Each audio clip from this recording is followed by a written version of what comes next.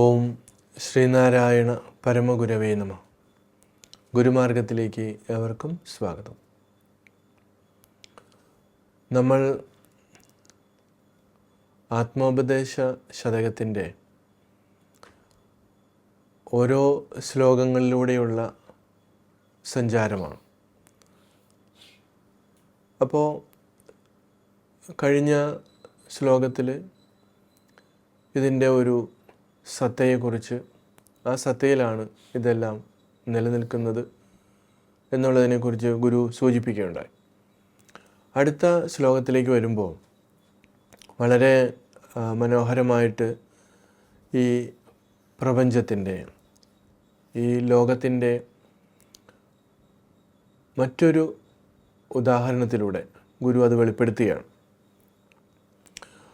ഉലകിന് വേറൊരു സത്തയില്ല, അതുണ്ടെന്ന് ഉലകരുരപ്പത് സർവമോഹഹീനം. ജളന് വിലേശയമെന്ന് തോന്നിയാലും നലമേലും മലർമാല നാഗമാമം. അപ്പോൾ ഗുരു സൂചിപ്പിക്കുകയാണ്, ഈ ഉലകിന്, ഈ ലോകത്തിന് വേറെ ഒരു സത്തയില്ല. കാരണം പല പല അഭിപ്രായങ്ങൾ, ഭാഗികമായിട്ടുള്ള അറിവുകൾ ഉള്ള ആളുകളാണ് പലപ്പോഴും തെറ്റിദ്ധരിപ്പിക്കുന്നത്. അപ്പോൾ ഗുരു അതിന് കൃത്യമായിട്ട് പറയുകയാണ്, ഉലകിന് വേറൊരു സത്തയില്ല, അതുണ്ടെന്ന് ഉലകർ ഉരപ്പത് സർവം ഊഹഹീനം. അത് ഉണ്ട് എന്ന്, വേറെ സത്തയുണ്ട് എന്ന് ഒരു ഊഹം മാത്രമാണ്. അപ്പോൾ യഥാർത്ഥത്തിൽ ഈ സത്തയെ കണ്ടെത്തിയ മഹർഷിമാരുടെ അഭിപ്രായങ്ങൾ, അതാണ് ശരിക്കും മതമെന്ന് പറയുന്നത്. മതവും ഗുരു സൂചിപ്പിക്കുന്നുണ്ട്. അഭിപ്രായോ മതം നാമ മഹതാം തത്വവേദിന. ഇപ്പം തത്വവേദികളായിട്ടുള്ള മഹത്തുക്കളുടെ അഭിപ്രായം. അപ്പം ഇവിടെയും ഈ തത്വം എന്ന് പറയുന്നത് ഈ പ്രപഞ്ചത്തിൻ്റെ സത്യത്തെ സാക്ഷാത്കരിച്ചവരുടെ അനുഭവത്തിൻ്റെ തലത്തെക്കുറിച്ചാണ്. ഇനി അത് എപ്രകാരമെന്ന് ഗുരു സൂചിപ്പിക്കുകയാണ്. ജളന് വിലേശയമെന്ന് തോന്നിയാലും മലർമാല നാഗമാമം. ഈ കൃത്യമായിട്ടുള്ള അറിവ്, മലർമാല, ഇപ്പം നമ്മളുടെ വേദാന്തത്തിൽ വളരെ സുപരിചിതമായിട്ടുള്ള ഒരു ഉദാഹരണമാണ് പാമ്പ്, കയറിൽ പാമ്പിനെ കാണുക എന്നുള്ളത്. പക്ഷെ ഇവിടെ ഗുരു അതിന് പകരം, കയറിന് പകരം മലർമാലയെക്കുറിച്ചാണ് പറയുന്നത്, പൂമാല. അപ്പോൾ ഈ ഒരു പൂമാല എത്ര മനോഹരമായിരിക്കാം. അപ്പം നമ്മുടെ ഈ പ്രപഞ്ചം അങ്ങനെയാണ്. നമ്മുടെ ഈ കാണുന്ന ഈ ലോകം, കണ്ടുകൊണ്ടിരിക്കുന്ന ലോകം വിവിധ വർണ്ണങ്ങൾ, അതിൻ്റെ ഒരു മനോഹാരിത, ഇതിനകത്ത് നമ്മൾ മയങ്ങിപ്പോകുന്ന ഒരവസ്ഥ, ഭ്രമം. അപ്പോൾ ഇവിടെയൊക്കെ ഒരുപക്ഷെ ഗുരു അതിനെയും കൂടി ഉദ്ദേശിച്ചിട്ടായിരിക്കാം ഒരു മലർമാല എന്ന് പറയുന്നത്. ഈ ബാഹ്യമായിട്ടുള്ള സൗന്ദര്യത്തിൽ മയങ്ങി നമ്മൾ പോകുമ്പോൾ അത് അപകടമാണ്.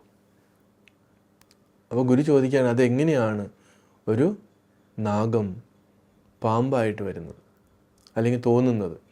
അപ്പോൾ ഇവിടെ ഗുരുവിൻ്റെ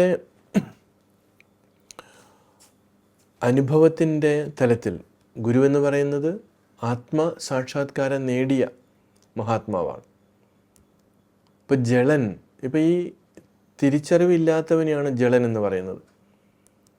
അറിവില്ലാത്തവൻ, അജ്ഞൻ എന്ന് പറയും. അറിവില്ലാത്തവന് ആണ് ഈ മലർമാല നാഗമായിട്ട് തോന്നുന്നത്. അതായത് നമ്മുടെ ഭൗതികമായിട്ടുള്ള സുഖം മാത്രമാണ് സത്യമെന്ന് വിചാരിക്കുന്നവനെയാണ് ഇവിടെ ജളൻ എന്ന് പറയുന്നത്. അതൊരിക്കലും സത്യമല്ല. അതിന് സത്ത വേറെ ഒന്നുണ്ട്. അപ്പോൾ പാമ്പ്, ഇവിടെ രണ്ട് പ്രധാനപ്പെട്ട കാര്യങ്ങളാണ് ഗുരു സൂചിപ്പിക്കുന്നത്. ഒന്ന്, ഒരു തെറ്റായ അറിവ്. ഈ പാമ്പിനെക്കുറിച്ചുള്ള സംഭവം ആ അറിവെന്ന് നമ്മുടെ മനസ്സിൽ കിടക്കുന്നതാണ്. പക്ഷേ ഒരു മങ്ങിയ വെളിച്ചത്തിലോ അല്ലെങ്കിൽ കൃത്യമായ ആ ഒരു കാഴ്ചപ്പാട് വരാത്തത് കൊണ്ടാണ് ഇത് മാല ഇങ്ങനെ മലർമാല ഇങ്ങനെ വളഞ്ഞ് കിടക്കുമ്പോൾ അത് പാമ്പാണെന്ന് തോന്നുന്നത്. അപ്പോൾ നമ്മുടെ കാഴ്ച, നമ്മുടെ ആ വെളിച്ചം അത് കൃത്യമായിരിക്കണം. അജ്ഞത, ഇരുട്ട് എന്നൊക്കെ പറയുന്നത് അതിൻ്റെ പ്രതീകമാണ്. അപ്പോൾ തീർച്ചയായിട്ടും ഇവിടെ നമുക്ക് കൃത്യമായി ഒരു ഡയറക്ഷൻ, ഈ വഴിയിലൂടെ പോയ അനുഭവസമ്പന്നനായ ഒരാളുടെ നിർദ്ദേശം അനുസരിച്ച് മുന്നോട്ട് പോകുക എന്നുള്ളതാണ്. അല്ലെങ്കിൽ നമ്മൾ വഴിതെറ്റി നശിച്ചു പോകും. ഇപ്പം ജളനാകാതെ നമ്മൾ അറിവുള്ളവരായിട്ട് മാറണം.